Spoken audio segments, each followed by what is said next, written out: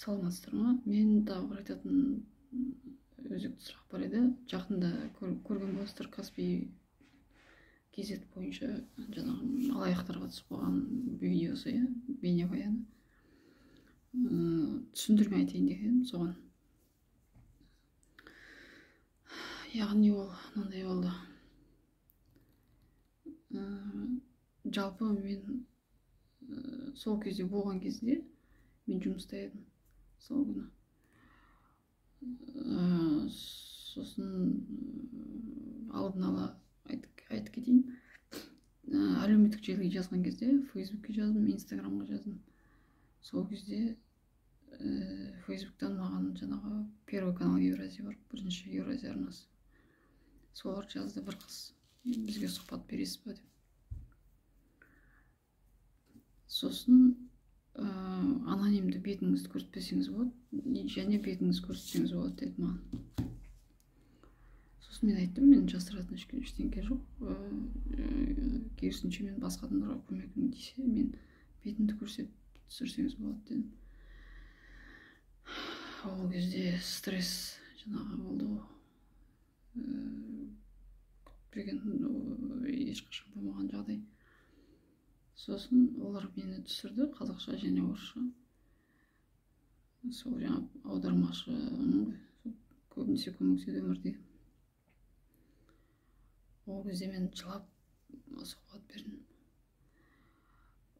Айтып, қысқа айтыңыз дейді. Қысқа шықты, бірақ көбісін көрсеткен жоқ. Және де түсіріп жатқан оператор еще айғайлайды. Чё так долго, неге ұзақ? Болған шығар енді деп, мінезі бір түрлі оператор екен. Мен ол кезде, сосын сол видеоны қайтадан іздесем, қазір жоқ ютубта. Сілтемесін тауып алғанмын. 20-шы қыркүйек күні, сол 19-шы жылы шығарған екен. Кейін жылап, жұмыста отырсам да жылай беремін деп айтқам.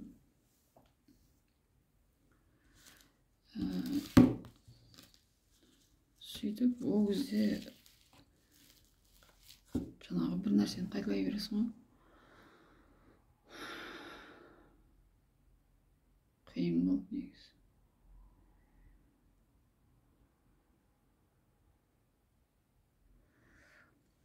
Ал мәселе мындай болды. Менде несиелер болатын, несие карточкасы, несие жанагы Каспийде, тағы басқа банкте жаңағы несие картам. Сосын тағы бір банкте болды дейм. Үшеу болды. Оның бәрін не үшін алдыңыз деген сұрақ болады, әрине. Несиені жалпы не үшін алатындар деген сұрақ болады. Мен ойлаймын, бұл жақсы өмірде ешкім алмайды несиені. Мен мойындаймын, кезінде көбінесе несиені жаңа телефондар шықты ғой, смартфондар, сол кезде алатындығым. Ол дұрыс емес әрине. Қанша жаңа телефон шықса, соның бәрін мен алу керек болып ойлайтындығым. Бірақ оны мен жұмыс істеп төлейтіндігім. Қандай қарыз болса да, қарыз алғанды жек көремін, және тез қайтарғанды ұнатамын. Содан соң біздің мекемеде жаңағы әріптесіме біреу несие алып береді екен деп айтты. Қайта рәсімдеу, рефинансирование дейді, сондай істеп бере алады екен деп сөйтті. И мен қуанып кеттім және де. Мен де солай істегім келеді деп. Үшеуін біріктіріп, біреуге қарыз болып, бір банкке деп ше. Бірақ сонда да мен несие тарихым онша емес тұғын. Сосын әрең дегенде істеп берді бір банк. Үшеуін біріктіріп, сосын мен Каспийге болып, карточканы жауып тастадым деді. Енді Каспийден құтылдым ғой деп ойлаған едім. Сосын Каспий ред карточка бар тағын, сосын 50 мың теңгеге. Сосын сол кезде айтайын, кез келген арман адамның орындалады. Ол расымен. Сол кезде мен бір әріптесім бар тұғын, бір қыз.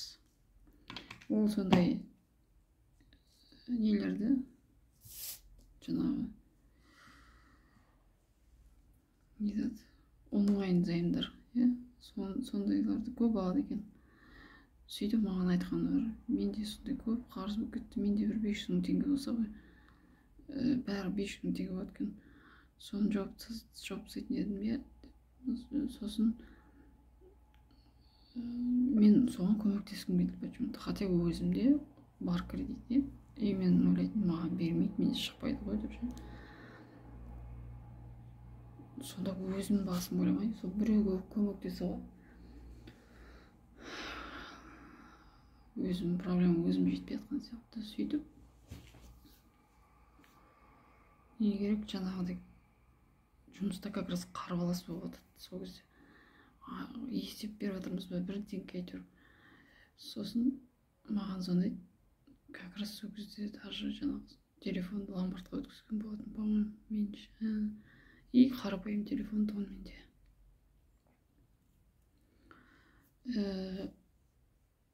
Сол қарапайым телефонға звондайды. Жоқ, олар звондарын алдын, мен жаңағы қайта рәсімдеу жасаған кейін, бір айдан кейін Каспиге барамын да, маған Каспи беріңізші деймін, 50 мың теңге бермейді. Сосын мен тағы барамын да, жай бір қысқып бардым ба білмеймін ғой, 200 мың теңге беріңізші деймін. Заявка жібереміз, болмайды. Мен жаңа қайта рәсімдеуді шілдеде жасадым ба, маусымда ма жасадым, тамызда барам, олар маған қыркүйекте звондайды. Сосын менде 2 жоғары білім бар. Маған айтады, әріптесім, сен құрбыларым, таныстарым, 2 жоғары білім бар, миың қатыс дейді, сен қалай ондайға түсіп қаласың деп айтады маған ше. Мен айтамын, білмеймін. Ондай кезде короче былай звондайды. Біз дейді, сіз өткен айда барыпсыз, бір ай бұрын сол сізге бермеген өтініш әлі ашық тұр екен біздің базамызда. Сол адам сіздің атыңызға рәсімдепті. Рәсімдепті дей ма? Сөйтіп, соны біз ұстау үшін, біз қазір сізге сол қашып кетті. Соны ұстау үшін біз сізге қазір SMS жібереміз, сол SMS-ге тегі сандарды бізге айтыңыз дейді. Біз жаңа қауіпсіздік қызметіміз дейді жаңа Каспи-банкта. Азамат аты. Мен нөмерге де назар аудармаппын бар ғой.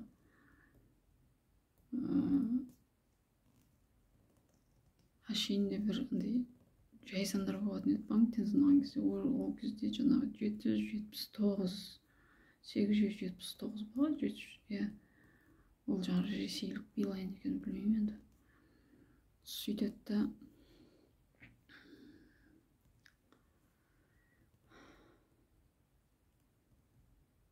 жаңағы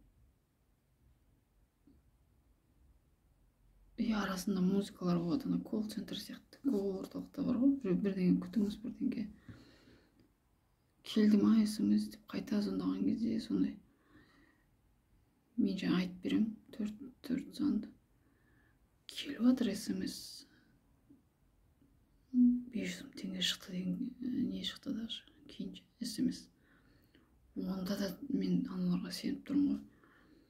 Анда 4 санды. Сонда олар менің жаңа қосымшадағы Каспидегі жеке бір кабинеттегі бұзғанды, жаңа нені істеген, кредитті істеген, шығарғанды, сөйтіп. Сосын дәл қазір барыңызда жаңағы шешіп, бізге ақшаны салып жіберіңіз дейді. Мен жұмысым уақытының бітуіне бір 15 минут па, жарты сағат қалған, сұранып, сөйтіп барам ғой. Жақын жердегі Каспиге. Сол кезде, оказывается, банкке звондау керек екен. Бірақ адамдар звондаған кезде 49 сенің нөміріңнен істемейді екен ол. мен бірақ звондаған жоқпын. Сосын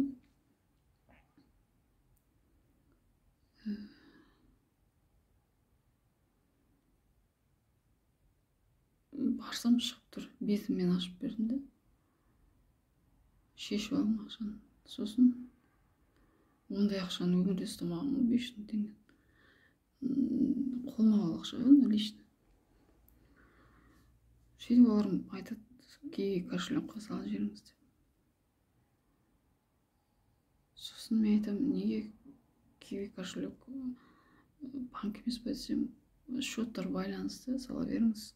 200 мыңнан салыңыз дейді. Квитанциясы де болады ғой. Кейін банкке көрсетесіз дейді.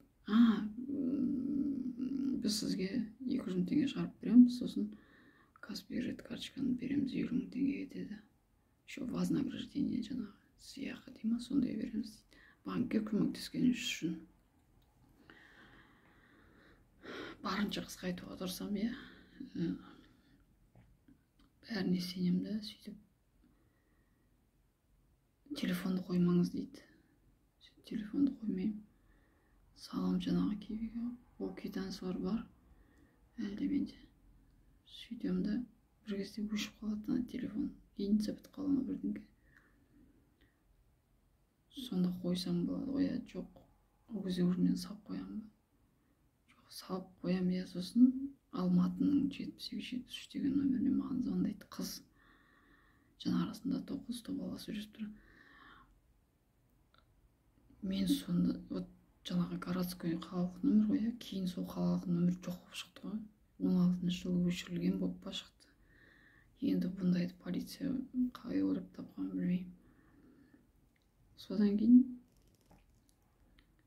өзімді ақымақ қылып шығарады. Сосын дауыс естіліп тұр ма екен. Сөйтіп жіберем, рахмет сізге, енді ертең банкке барыңыз да жаңағы ақшаны бәрін алып, Каспий ред карточкаңызды алып кетіңіз деп сөйтеді. Мен қуанып кеткен банкке, мен көмектескен жақсы көремін ғой жалпы. Сұраса да, сұрамаса да негізі дұрыс емес. Бірақ адам өзін өзгерте алмайды. Енді қазір шектеймін, бірақ сонда сөйтіп ертесіне барам банкке. Астанада Достық 12-де бар. Керуенге қарама-қарсы. Сол кезде барғанда білем ғой. Как раз бір орыс шығады. Орыс бала отыр. Айқай шулап жылаймын işte. Сіз ғана емес, ондай адамдар көп деп. Сонда біздің ақпарат интернетте ма ғаламторда өріп жүрді. Кез келген адам осылай біздің номерімізді звондап ала салады. Сіз OLX-ке объявление хабарландыру берген жоқсыз ба дейді. Сол жақтан алады көбінесе. Бересің ғой, неге бермейсің кез келген адам, Ақпарат министрлігі ма, кім жауапты, мысалы Каспий банк деген жаңағы үлкен адамдардың банкі дейді ғой, білмеймін. Ламтация деген ол жай ғана адам дейді. Ешкім ештеңе істей алмайды оған. Қаржы министрлігі ма, білмеймін. Ешкім ештеңе істемейді. Сосын полицияға звондадым, полиция келді. О, полицияның енді жыры өте ерекше ғой. Миллион рет айта бересің, жаза береді, миллион рет.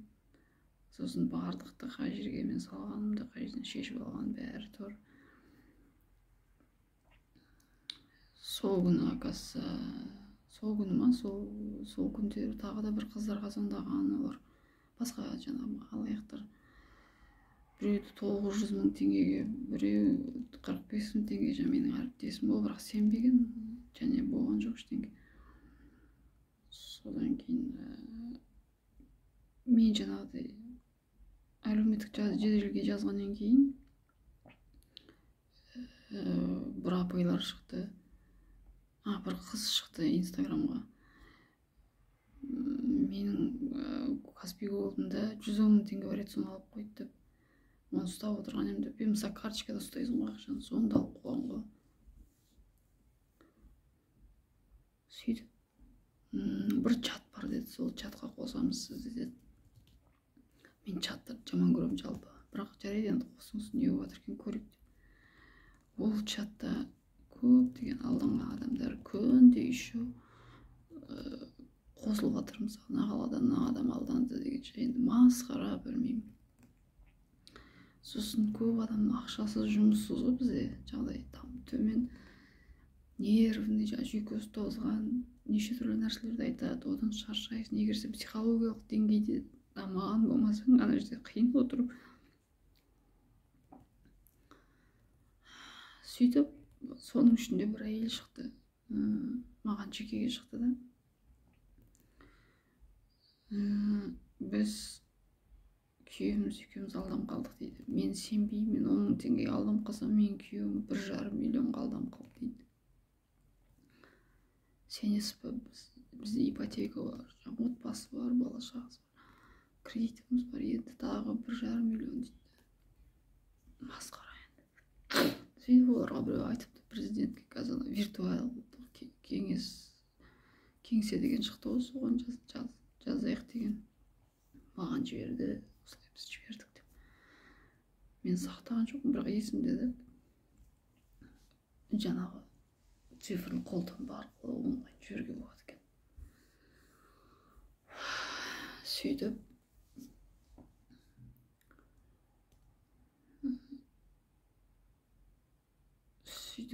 мен де солай жаздым. Ана жерде отырған әйелдер, жаңа чатта кісілер де бар ғой, айтады, барлығы байланысты, жаңа полиция, банк, білмеймін, тағы кім, жоғарыда отырғандар ма, бәрі сол ақшаны бөлісіп алады екен. Рас шығар. Өйткені ол білмеймін. Содан кейін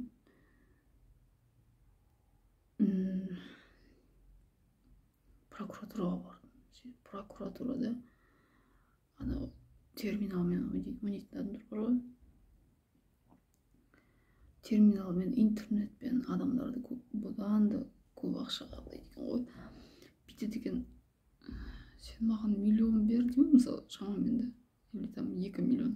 Саған оны 5 миллион шығарып беремін дейді екен. Одан аз болуы мүмкін. Сөйтіп 5 миллион шығарып береді екен. Адам сенеді, тағы да мынанша сал, мен саған мынанша, тағы да көбейтіп береді ақшасын. Сөйтіп бір адам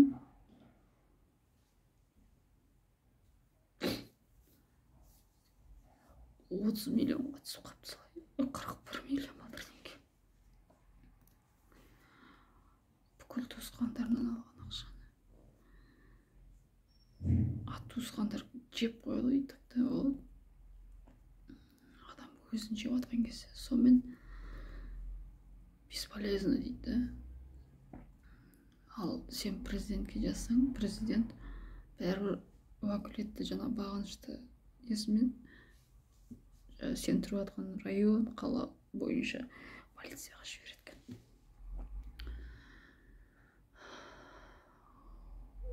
Ол жерде де дұрыс қарамайды саған, полициялар. Адам емессің ба, білмеймін.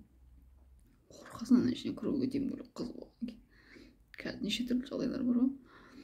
Амал жоқ бірақ. Мал сияқты саған сөйлеседі. Сөйтіп менің ісім көп нелерге өтіпті.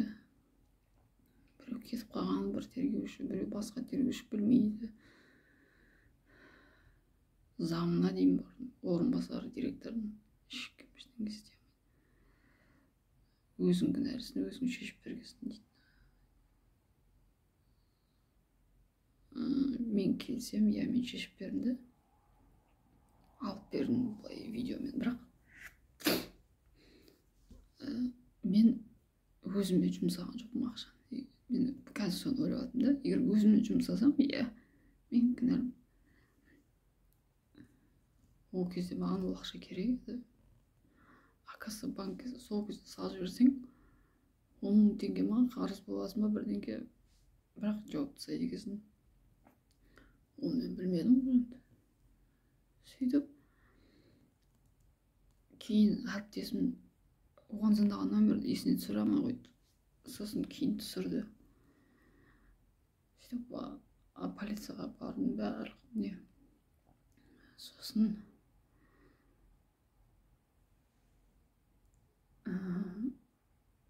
Кейселға АО Кейсел акционерлік қоғамы активке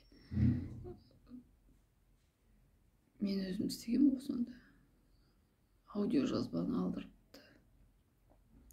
Оны өзің өтініш жазбасаң аудио жазып алыңыз деп ала алмайды екен. Соны дәлелденген бәрі тұрды. Сөйтіп солай. Сосын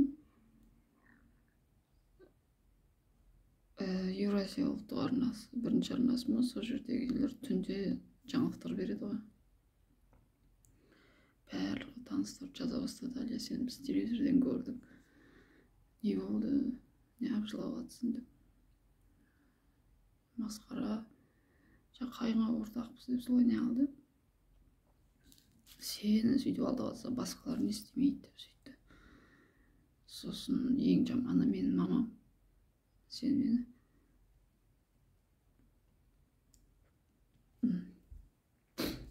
бүкіл Қазақстанға позор шығардың деп сөйтіп айтты. Қолдауынан мен бірақ таңғалмаймын оған. Мен оған өмір бақи солай адам сен. Және ол мені жамандай берген кейін оның пікірі маған маңызды емес қазір. Кешіріңіздер.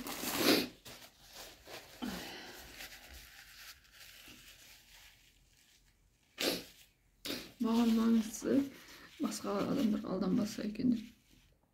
Сосын Астанада Имановада головной Каспий головной Имановада соған бар.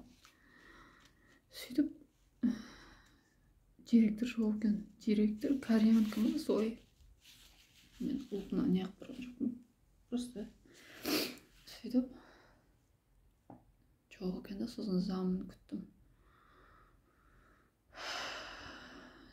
Күтіп отқан кезде басқа кабинетке қойдым дедім. Юристтердің кабинеті, по-моему, заңгерлер. Неменеге жылайсыз? Сіз 500 мың теңге ұсынса, басқалар миллионға алданып отыр, одан да көп алданып отыр дейді. Оларға мазақ, адамдардың алданғаны ше.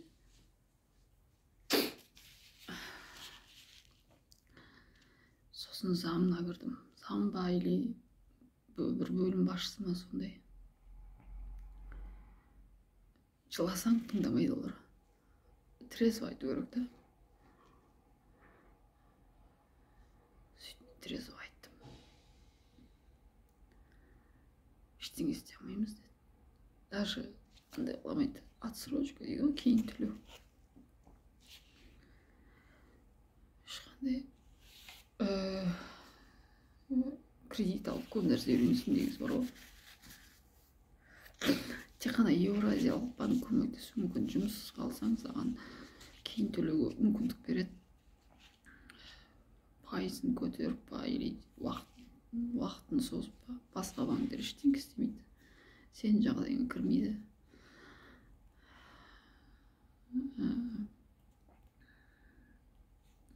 Қазір енді мен алдыңғы жылы көп уақыт жұмыссыз қалдым да. Жұмыс тапсаң да ол басқа сұрақ негізі. Оны бөлек видео жасаймын.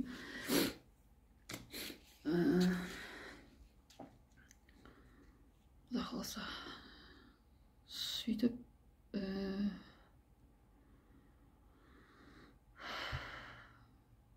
жаңағы бірінші рет жаздым. Бір айдан кейін бе екінші рет жаздым президентке. Кешіріңіздер, сол кезде ішкі істер министрлігіне жіберді мені. Ісімді.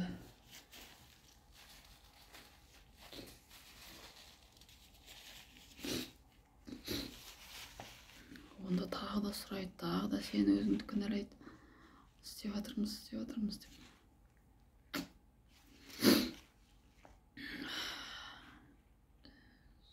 Сөйтіп мен уже көрдім да ештеңе істей алмайды. Бізде қанша құқық қорғау органы болатын болса да ешкім ештеңе шешпейді. Сосын Каспий бізде құдай банк екен кәдімгі. Я ол керемет банк көмектеседі. Мен ешқандай не алмаймын. Мен банкке барғанда да айттым, маған керек кезде мен алдым, рахмет. Маған бердіңіздер дедім. Кеш төлесем де әйтеуір төлесіп бітірдім дедім де, алдыңғы кредиттер. сосын алдыңғы 2016-та жауып тастаған кредиттің договорымен мысалы соңғы рет ана онлайндар шықты ғой, телефонмен Каспий бере салатын ше. Сол кезде оның алдында сіз бір қағаз жүзінде договор қойғанбыз, бұрында сол договор тұрады екен. Кейін полицияға барсаң, сен өзің қол қойғансың договорға дейді. Мен айтамын, договор болған жоқ, онлайн болып бәрі деймін да. Және менде смартфон болған кезде мен түсінетін едім бәрін, что менің приложениемді бұзған. Мен артыма кредит алып беріп жатқан. Еш болмаса өзіме қолданатынмын сол ақшаны. Бірақ Құдай сақтасын ондайдан. Сөйтіп төлейсіз де, төлеп жатырмыз ғой. Сөйтіп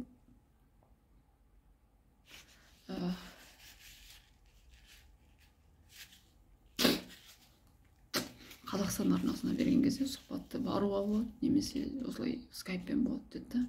Негізі скайппен болған дұрыс болды, өйткені театрға бәрі. Андағы маған жаңағы нұсқа беріп отырған адвокат, негізі күшті адвокат екен. Ана Қаңтарда болған жағдайда тоже көп адамға көмектесті деп естігем. Бірақ ол жерде бәрі бір подставной тұлға ма, білмеймін ғой. Или расымен де артық сөз айтқызбайды ғой. Байқасаңыздар, мен бірдеңе айтсам, сөйлеткізбейді ғана жүргізуші ше. Бірақ жеткізе алдым деп ойлаймын мен. Как раз сол кезде сәті салып жұмыста бір кабинет босап, сол кабинетте жаңағы скайпке шығуға мүмкіндік болды. Мен өте қуаныштым болған.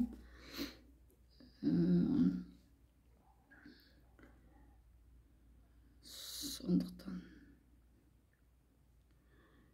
жайлап армандау керек екен өмірде. Бір жағынан бүкіл арман орындалады. Бірақ бізде ақпарат қауіпсіздігі деген жоқ. Полиция, прокуратура, президенттің кеңсесі барлығы өтірік, ешкім ештеңе көмектеспейді. Форс-мажордық жағдайлар болады ғой, біз кездейсоқ жағдайлар, күтпеген жағдайлар, соны ескеру керек деп ойлаймын мен.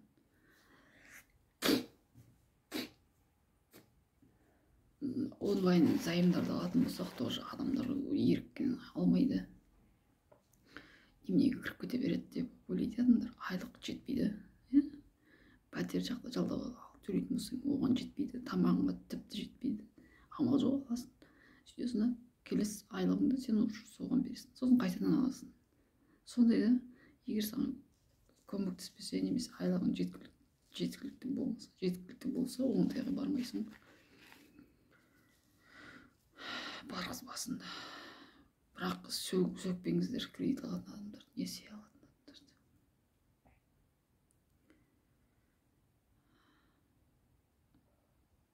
Сол әлі күнге дейін төлеп келе жатырмын. Және де өткен жыл мен айттым ғой, көп жұмыссыз қалдым деп, сол кезде қазір просрочка дей ма, төлемедім, сосын шоттарым бәрі жабық. Сондықтан жаңа автобустың карточкасы бойынша видео түсірген едім ғой. Сол оған қатысты, яғни сен жұмыс істемейтін болсаң, несиең болатын болса, сен төлемесең, даже айыппұлдарың болатын болса, бір әйелді автобуста көрдім, онда да барлығы Каспийге байланысты да, соны жауып қояды. Сондықтан керісінше мен Каспийден құтылайыншы десем, сосын Каспийді неге қосып қойған? Жұмыспен қамту орталығында жұмысқа тұратын болсаң, қоғамдық жұмысқа, немесе көмек жұмыстың айырылуына байланысты ақша береді ғой. Соны только Каспийға, тек қана Каспиймен істеп қойған. Бұрыннан халық банк еді, сол халық банкті қалдыру керек деп есептеймін. Еститін құлақ болатын болса. Сол кезде қайтадан Каспийға ташу тура келеді да маған. Сол. Және де одан бөлек тағы да банк қарыздарым бар еді. Оларда ешқайсысы төленіп тұрған жоқ қазір, бәрі бұғаттаулы. Бірақ жұмысқа тұрсам, оның бәрін жабуға тырысам, жаңағыдай нелер шығып жатыр ғой, банкроттық туралы. Ол да жақсы емес деп ойлаймын. Адам өзі алған қаржыны өзі өтеу керек, мейлінше. Бірақ бізде жағдай қиын елімізде. Айлық несиені төлемек түгіл тамағыңа жетпейді. Несие түгіл жаңағы. Егер тұратын үйін жалдайтын үй болатын болса, оны төлеу керек бірінші кезекте. Өйткені сен далада қаламайсың. Далада қалған күндер де болды, сондықтан солай.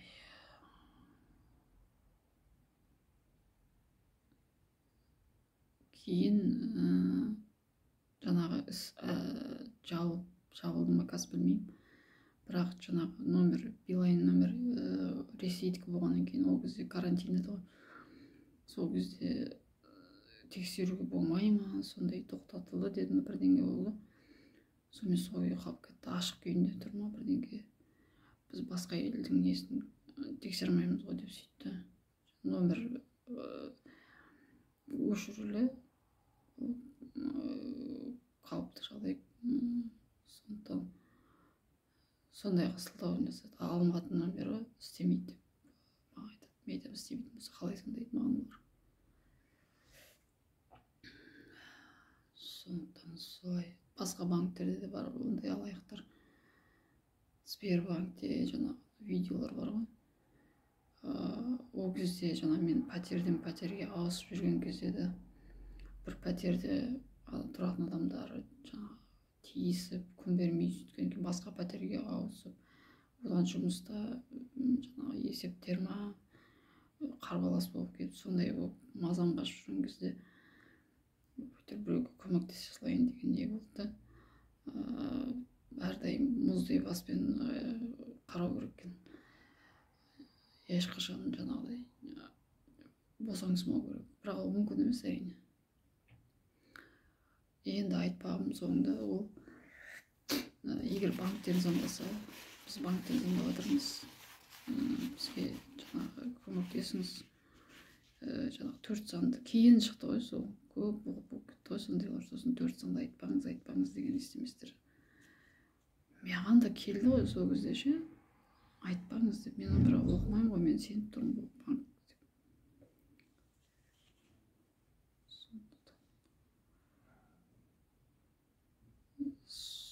Сондықтан сенбей жаңағы банкке барыңыздар. Немесе біреулер қазақша сөйлейді, олар орысша түсінбейді екен ғой. Банктен сұрап беріңіздер, ешқашан сенбеңіздер. Бірақ егер де сондай бір қарызға кіріп кеткен жағдай болатын болса, өздеріңізді сөкпеңіздер дегім келеді. Өмірде барлығы болады. Өзіңізді кешіріңіз. Өмір оған бітіп қалған жоқ. Егер сіздерге біреу соны жаңағы бетіңізге басып қайта айтатса, мән бермеңіздер. Өйткені ешкім жаңағы кепілдік бермейді. Басқа жамандық болуы мүмкін. Жай ол өмірдің сынағы деп қараңыздар. Барлығы жақсы болады. Мен көтере алсам, сіздер де көтере аласыздар. Әркімге жаңағы сома мөлшері үлкен сома болады. Мысалы, біреуге 500 мың теңге аз болатын болса, біреуге көп. Маған көп. Мысалы, 10 миллион қайтарасың да. Біреуге 40 миллион көп болатын болса, ол біреуге аз. Мысалы, бизнесмендерге одан да көп. Сондықтан үйде қолдау болу керек, бауырлардан қолдау болу керек, көмектесу керек. Өйткені әркім өмірде әртүрлі жағдай болады. Өмір тоқтап қалған жоқ. Және әр өмірдің сәтінде көмектесуге тырысу керек. Өйткені сен де күтпеген жағдайға жаңағы ұшырауы мүмкін. Сондықтан және де біреуді алдап алған ақша ешқашанда өнбейді, ешқашан пайдасы тимейді. Кейін мен жаңағы соңғы рет барған кезде есіме түсіп отыр да қазір. Өтініш берген бала жұмыстан шығып кеткен бе? Жоқ, ана жерде. Ана орыс бала да жоқ. Ол орыс балаға мен жалоба жаздым ғой. Шағым. Ой, сіз білмейсіз ба не? Ананы бір андай бір ғой, мазақ қылып отырады да сен ше. О, сауап болыпты деген сияқты.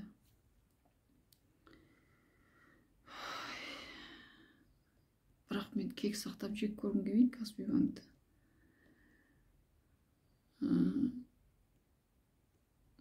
Просто адамгершілік деген болу керек та. Сосын адам сен үлкен банк болып, сен жай адамға көмектесе алмасаң, онда білмеймін, ол дұрыс емес деп ойлаймын. Әрине, ол менің жеке пікірім. Кейін бір танысым құқық қорғау органдарында істеген, содан сұрадым. Ол танитын болып шықты ма бірдеңке сол полицияларды. Сөйтіп барып жол түскенде сөйлескен екен. Жоқ, Алия, олар расымен де бәрін істеген, бірақ таба алмапты деп айтты. Мен сөйлестім деді маған. Мен айтам, жарайды, бір мәнсіз болар. Сотқа өткізем. Мен сотқа бардым ғой еще. Адвокаттарға бардым. Олар айтады, өзіңіз шешіп бергенсіз ғой камерамен деп. Сол кезде мен ойыма келіпті, өзіме жұмсамадым ғой, квитанциялар тұр ғой дегенше.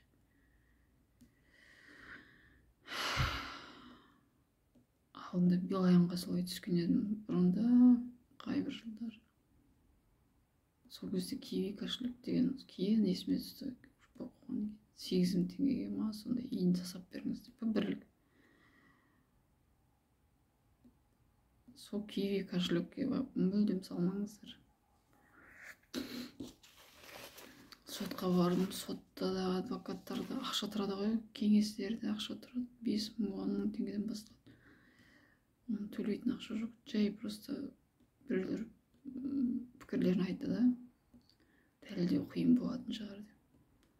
Сосын ол үлкен адамдардың банкі, сен ештеңе істей алмайсың, сен жай адамсың ғой деп. Ол сосын уақыт қойып жұмыстан сұранасын, бәрінде шегі бар, сұрана берсең, сен жек көрінесің. Соның салдарынан жұмыста еще ұрыс болып, маған тиісе беріп, сен вот жұмыс істемейсің, сен сұрана бересің полицияға, өтірік башым ба. Еще жұмыстың қасында жаңа полиция. Деп тиісіп, сосын айлықты кешіктіріп, одан айлығы азайып кеттім, бірдеңе болып кетті. Мен ол кезде пәтер жалдап тұрмын, қазір де пәтер жалдап тұрмын. Олар күтпейді, сосын шығуға тура келді. Мен білмеймін, ондай түсінбейтін адамдардың арасында істей алмайды екенмін. Ол жерден тағы екінші мәселе, мен аудармашымын ғой. Ол жерде мен кадрда отырдым. Кешіріңіздер, сол кадрдың жұмысын көмектеспесең, сен аудармашы ретінде керек емессің да. Мен көмектестім, бірақ олардың құжаттары да көпті. Қазақшадан орысшаға, орысшадан қазақшаға, сол сияқты. Бірақ ойлаймын, ол жаңағы жиналған еңбек өтілі, тәжірибем, бірнеше саланы білемін. Кез келген саладан аударылар. Мүмкін шынында кету керек болатын шығар. Көп басқаларды кінәлайтын тұғым қазір етпеймін. Өзімді кінәлаймын. Бірақ өзімді жемеуге тырысамын. Өзіңізді жемеңіз. Барлығымызда бақытты болуға лайықтымыз. Бәрі өткінші, ол да өтеді. Аман болыңыздар, ауырмаңыздар. Дендеріңіз сау болсын. Қандай проблема, қандай күрделі мәселе болса да барлығы шешіледі. Шешілмесе бір уақыты келер. Жылдың соңында мысалы қарсыз, бәріне қарызды қайтарып беремін деп ойлайсың, кейде қайтарып беретін тұғым, бірақ өткен жыл олай болған жоқ. Әлі де көп адамға қарызбын. Бірақ әйтеуір өліп қалған жоқпын, тірімін. Жұмыс істесем қайтарамын ғой. Сол, өзіңізді кешіріңіз. Біреулерге кек сақтамаңыз. ешкімге ренжімеңіз, ауырып қаласыз, ауырып қалмаңыз. Жазылмайтын аурулар да сол өкпеден болады. Өзіңіз жақсы көріңіз, мақтаңыз. Бүгін жұмысқа барып келдіңіз ба, таңертең ояндыңыз, тамақ жедіңіз, біреуге жақсы сөз айтсаңыз, сол ғана жетеді. Біреуге сол да жетпей жатады. Құшақтаныңыз. Күнде 8 адамнан көп адам құшақтау керек. Жаңағы қуатпен алмасу. Сонда жаңағы қасыңызда жақсы адамдарды орналастырыңыз сіздің қасыңызда. Егер сізге сенбейтін, өсектейтін сондай адам болатын болса, аулақ жүріңіз. Бірақ жамандық тілемеңіз. Сол. Және де жақсы адамдар бар. Кез келген өмірде барлығы қате емес. Сол қате арқылы үлкен нәрсеге жетуге болады. Сосын біреуге қатты ренжу арқылы керісінше сен дамисың. Әйтпесе бір орында отыра бересің. Мен өзім өзгерістерді жақсы көремін. Кез келген нәрседе бір нәрсе бола берсе, не қылмайды. Сосын маған ұнамайтын болса кетемін мен. Мені жақтырмаса. Сосын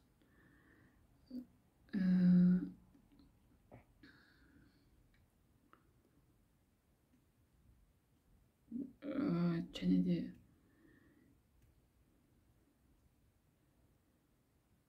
мен ешкімге еш нәрсе міндетті емес деген бар ғой орысшада.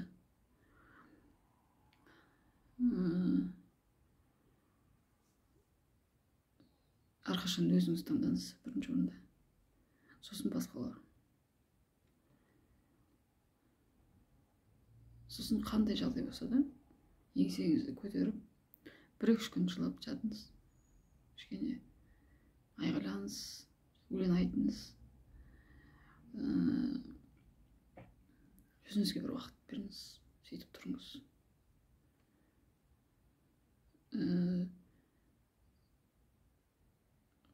Қандай жағдай болса да қайта тұрыңыз. Мен жаңағыдай өзімнің өмірім керемет деп айта алмаймын. Маған көп адамдар айтады, өзіңде жоқ болса, өзің істемесең неге өйтесің? Білмеймін, бір айту керек сияқты маған. Мен айтпасам ешкім айтпайды, мен істемесем ешкім істемейді.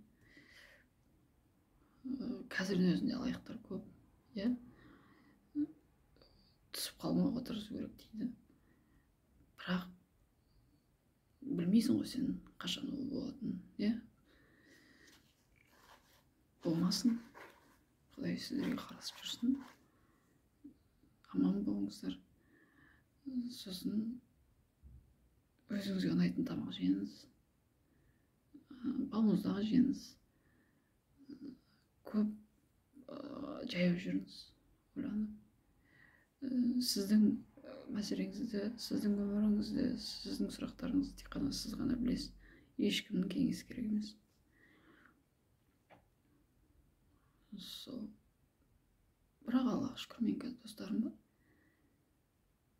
Солар көп қолдау білдіреді. Сондай достарыңыз көп болсын.